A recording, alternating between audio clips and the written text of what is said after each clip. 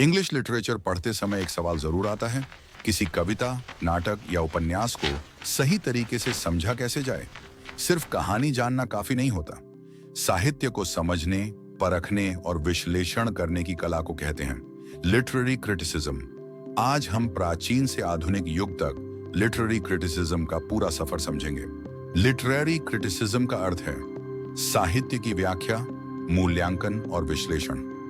लेखक क्या कहना चाहता है, कैसे कहता है और समाज पर उसका क्या प्रभाव पड़ता है, यही लिटरेरी क्रिटिसिज्म। लिटरेरी क्रिटिसिज्म की शुरुआत एंशिएंट ग्रीस से होती है।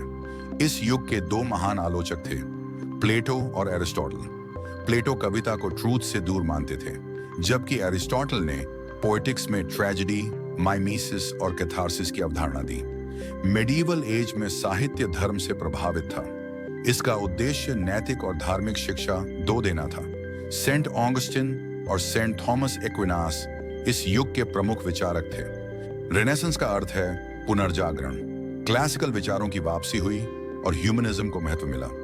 सर फिलिप सिडनी ने डिफेंस ऑफ पोएजी में कविता को सर्वोत्तम कला बताया। नियो क्लासिकल एज में नियम, अनुशासन और संतुलन को महत्व दिया गया। रीजन को इमोशन से ऊपर रखा गया। जॉन ड्राइडन, अलेक्जेंडर पोप और डॉक्टर सैमुअल जॉनसन प्रमुख आलोचक थे। रोमांटिक एज ने रूल्स का विरोध किया। भावना, कल्पना और प्रकृति को महत्व मिला।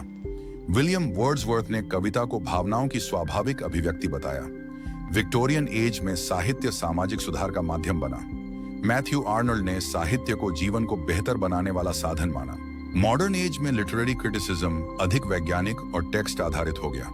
टी.एस. एलियट और आई.ए. रिचर्ड्स प्रमुख आलोचक थे। मॉडर्न समय में कई नई आलोचना पद्धतियां आईं।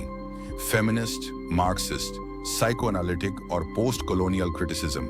साहित्य को समाज और राजनीति से जोड़कर देखा गया। लिटरेरी क्रिटिसिज्म हमें साहित्य को गहराई से समझने की दृष्टि देता है।